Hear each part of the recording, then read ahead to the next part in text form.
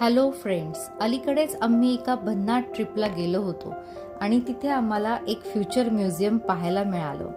हो, एक असं म्युझियम जे आपल्याला 50 वर्षानंतरचं भविष्य दाखवत होतं. तिथे रोबोट्स, उडणाऱ्या कार, स्मार्ट किचन, सगळं अगदी भन्नाट होतं.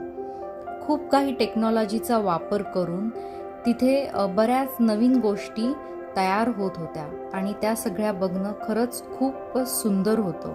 पण त्या सगळ्या टेक्नॉलॉजी मधोमध एक सेक्शन असा होता जिथं लिहिलं होतं की फ्युचरमध्ये प्रत्येक माणसाला मन शांत ठेवण्यासाठी आणि तणावमुक्त राहण्यासाठी खास सराव करावा लागेल.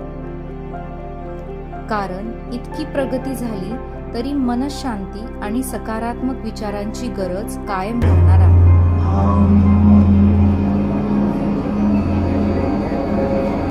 तिथे आम्हाला काही थेरपीज करून घेतल्या आणि याचा सराव आपण करतोच आहोत. आपण सर्वात शक्तिशाली यंत्र तयार करत आहोत, आपलं स्वतःचं मन. खरंच आपण खूप नशीबवान आहोत.